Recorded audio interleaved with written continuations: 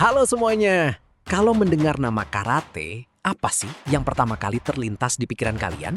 Sabuk hitam, tendangan tinggi, atau gerakan jurus beruntun yang sering kita sebut kata? Selama ini, banyak dari kita yang latihan karate percaya kalau jurus atau kata yang kita pelajari hari ini adalah ajaran asli dan murni yang diturunkan secara sakral oleh para master ratusan tahun lalu. Tapi, bagaimana kalau saya beritahu kalian bahwa karate yang kita kenal sekarang sebenarnya adalah gabungan eksperimen seru dari anak-anak muda di sebuah taman, dan ternyata tidak ada yang namanya karate 100% murni. Di video kali ini, kita akan membongkar rahasia besar asal-usul karate melalui sebuah konsep bernama teori Matsuyama Koen. Teori ini diangkat dari riset mendalam dua tokoh karate ternama, Jesse N. Kemp dan seorang sejarawan legendaris dunia, Patrick McCarthy. Siapkan cemilan kalian, mari kita kembali ke masa lalu.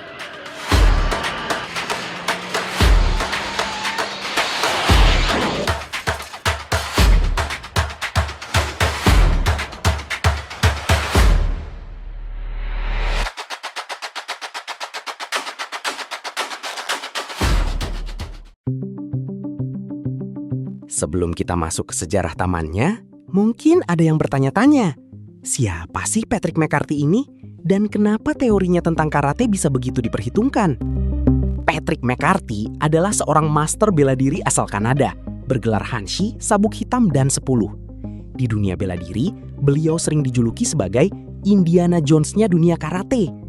Beliau bukan sekedar praktisi biasa, melainkan seorang sejarawan dan peneliti yang mendedikasikan puluhan tahun hidupnya untuk membongkar sejarah asli bela diri Okinawa dan Tiongkok.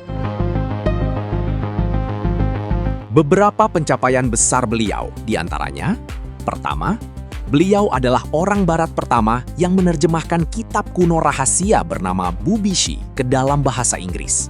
Kitab ini adalah manual bela diri kuno Tiongkok yang dulu dipelajari secara rahasia oleh para master legendaris di Okinawa. Kedua, beliau mendirikan IRKRS atau International Ryukyu Karate Research Society, sebuah lembaga internasional untuk merekonstruksi sejarah dan aplikasi pertahanan diri praktis dari karate klasik. Dan ketiga, beliau merangkai kembali metode pertahanan diri Okinawa klasik yang berfokus pada efektivitas jalanan, seperti kuncian, bantingan, dan serangan titik vital, sebelum karate diubah menjadi olahraga modern. Jadi, ketika Patrick McCarthy bicara soal teori Matsuyama Koen, beliau tidak asal menebak. Teorinya dibangun di atas riset dokumen historis puluhan tahun dan wawancara langsung dengan para master tua di Okinawa maupun Tiongkok. Awal cerita ini terjadi di kerajaan Ryukyu, wilayah yang sekarang kita kenal sebagai Okinawa, Jepang. Dulu, sekitar abad ke-14 hingga ke-19, Okinawa punya hubungan perdagangan dan budaya yang sangat erat dengan Tiongkok. Di Okinawa, ada sebuah daerah bernama Desa Kume atau Kumemura. Di sanalah tempat tinggal komunitas warga keturunan Tiongkok. Tepat di dekat pantai, terdapat sebuah taman indah yang sekarang dikenal dengan nama Taman Matsuyama. Nah, di taman inilah keajaiban itu terjadi. Para ahli seni bela diri dari Tiongkok, yang saat itu disebut Chuanfa atau Kungfu, sering berkumpul di Taman Matsuyama. Di sisi lain, anak-anak muda lokal Okinawa yang sangat penasaran dengan bela diri, tapi tidak punya biaya untuk belajar langsung ke Tiongkok, akhirnya ikut nimbrung dan latihan bersama di taman ini. Lantas, apa yang sebenarnya mereka lakukan di sana? 1. Para master Tiongkok mengajarkan teknik bela diri dari daerah asal mereka. 2. Pemuda Okinawa mempraktekkan gerakan tersebut dan menggabungkannya dengan teknik bela diri lokal mereka. Dan 3. Karena sifatnya kumpul-kumpul santai dan eksperimen, gerakan bela diri ini berkembang dengan sangat fleksibel. Dari kumpul-kumpul di Taman Matsuyama inilah lahir cikal bakal jurus-jurus legendaris yang kita kenal sekarang, seperti Seisan, Suparinpei, Sanseru, dan Seipai. Jadi pada dasarnya, kata itu adalah rangkaian teknik praktis yang dirangkai sendiri oleh para praktisi zaman dulu agar gampang diingat.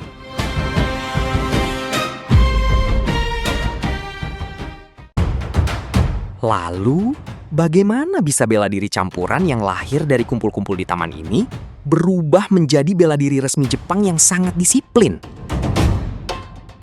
Awalnya, bela diri ini hanya disebut te atau ti, yang artinya sangat sederhana, tangan. Kemudian berkembang menjadi toudi jutsu atau karate jutsu. Karakter huruf tou di sini merujuk pada dinasti Tang dari Tiongkok. Jadi artinya saat itu adalah seni bertarung tangan Tiongkok. Namun, memasuki era 1920-an dan 1930-an, Jepang mulai memodernisasi bela diri mereka. Huruf kara diubah dari yang tadinya bermakna Tiongkok menjadi huruf kanji lain yang berarti kosong.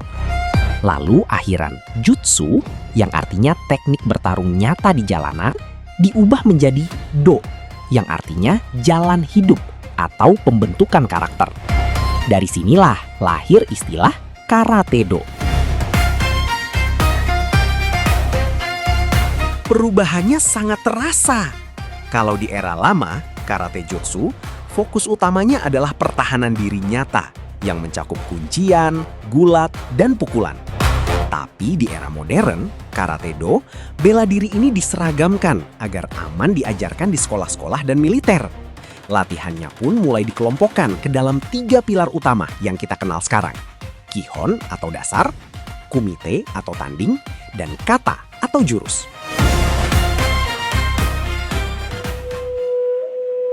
Nah, sekarang kita sampai pada pertanyaan paling menarik. Kenapa aliran karate satu dan lainnya punya nama kata yang sama, tapi gerakannya bisa beda-beda? Banyak peneliti bela diri jauh-jauh pergi ke Tiongkok untuk mencari master rahasia. Mereka berharap bisa menemukan kata yang gerakannya 100% sama persis dengan karate mereka. Tapi teori Matsuyama Koan memberitahu kita, mereka tidak akan pernah menemukannya. Kenapa? Karena para master zaman dulu di Okinawa tidak meniru mentah-mentah satu gerakan dari Tiongkok. Mereka hanya mengambil potongan-potongan teknik pertahanan diri, lalu merangkainya sendiri menjadi sebuah kata. Jadi, kalau Master A merangkai potongan teknik tadi dengan cara beliau, dan Master B merangkainya dengan urutan yang berbeda, lahirlah 2 versi kata yang berbeda, meskipun namanya sama. Tidak ada yang salah dan tidak ada yang paling murni. Keduanya adalah hasil kreativitas para guru zaman dulu untuk bertahan hidup.